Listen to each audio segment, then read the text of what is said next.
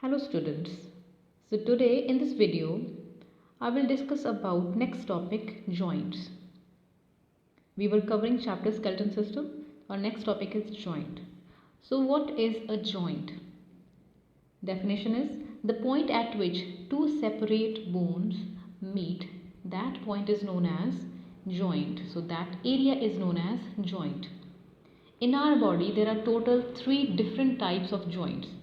First is immovable joint, or it is also known as fixed joint. Second, we have partially movable joints, or they are also known as slightly movable joints. Third, we have freely movable joints. We'll discuss all these 3 different types of joints in detail. Let's start with immovable joints or fixed joints. Here in the picture you can see skull and it is having some lines on it. So these are actually the immovable joints of skull. We have already discussed in previous video about the different types of bones of skull. We can recall it: frontal, parietal, occipital, temporal, sphenoid, ethmoid. In this picture, you can see the joint of frontal, parietal, even temporal is visible, right? So these joints are actually fixed joints. Zero movement is there. They cannot move. So the joints of skull, they are known as sutures. Next we have partially movable joints or slightly movable joints. So these are found in, so joint between two different vertebrae, it is a partially movable, or joint between two hip bones, that is also a slightly movable joint. Here in the picture, first picture is of hip girdle, right? Two hip bones, they join at a place known as pubis area. So that joint is slightly movable joint or partially movable joint. In second picture, 3 different vertebrae are given here, and the joint between those vertebrae, that is partially movable joint. Because of partially movable joint, that structure or that bone can move very slightly, very partially, right? Our backbone is quite flexible, so this is a reason. Next we have freely movable joints, the joints which can freely move, like there is no restriction while their movement. Those are known as freely movable joints. Here we have 5 different types of freely movable joints. First is ball and socket joint. Second, hinge joint. Third is gliding joint. Fourth is pivot joint. Fifth is saddle joints. Next we are going to discuss all these 5 joints in detail. First we'll take ball and socket joint.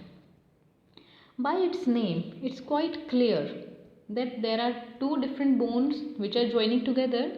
One is having a shape of ball and second is having a shape of socket. Here you can see the example, joint between shoulder and humerus. Second example is joint between hip bone and femur. Look at the first picture.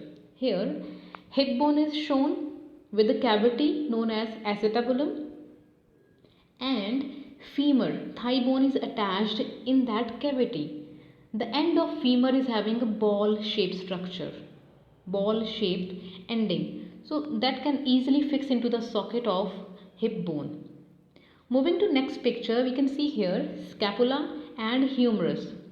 The cavity of scapula is glenoid cavity and the ball like head of humerus fit into that cavity. So that forms ball and socket joint. Next we have hinge joint. Okay, first of all, hinge should be clear to you. What is a hinge? Look at the last picture on this screen.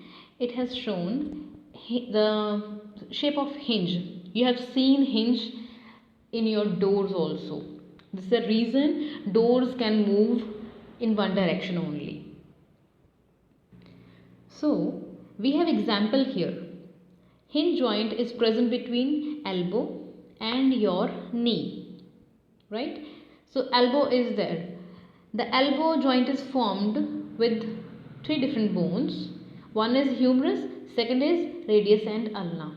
So that area where these three bones join together, that form your elbow, and this type of joint is known as hinge joint. What is special about this joint? This joint can move in one direction only. Try to move your elbow, try to move your arm, it can move in one direction only, right? You can stretch your arm up to your shoulder or only in one plane. If you try to do it in reverse direction, it is not possible. Same in the case of doors. When hinges are present in doors, you can move the door in one direction only, right? For example, you can move the door toward inside, right? It cannot be moved outside because of the presence of hinges. Next, same joint can be seen in your knee. Here, femur and tibia and fibula, all these three bones join together and form your knee. Next, we have gliding joint. Gliding joint is somewhat plain joint. Bones can easily glide over each other. So example is your wrist, the bones of your wrist, that forms gliding joint. The bones of your ankle, they also form gliding joint. Here in the first picture, wrist joint is given. You can see the bones of carpal, total 8 bones are there. So all these bones are joined together with the help of gliding joint. Now moving to second picture, here this is a picture of your foot and the joint present between your ankle. The bones of your ankle, they are known as tarsal. 7 tarsals are there in our body. So the joint between those 7 tarsals, it is gliding joint. Further we have pivot joint. This is very special joint in our body, and because of this joint our head can move from left to right, from up to down, right? So here you can see in the first picture 2 vertebrae are shown here. These are the first 2 vertebrae of our vertebral column.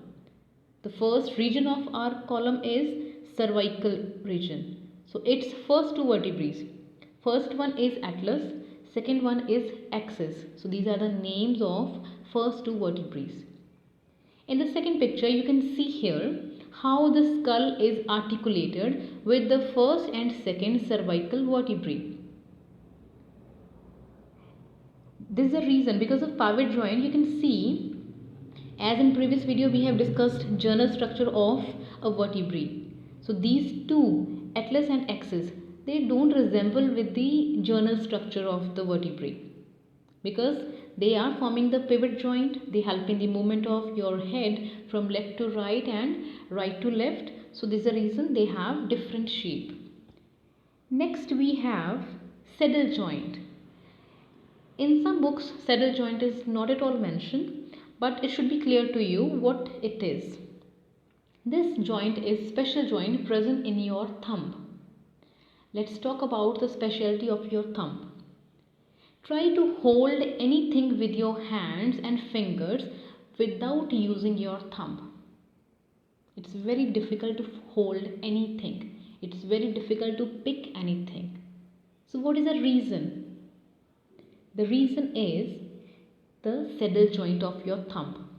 With the help of your thumb and your fingers, you can hold something, you can pick something. So the joint which is present between the metacarpal of your thumb and with your wrist, that is the saddle joint. Right? In the picture it is very clear here. Trapezium is the bone of your wrist and metacarpal of thumb is given. So they form a saddle joint. Okay, this is all for today. In next video we are going to cover the muscles present in our body.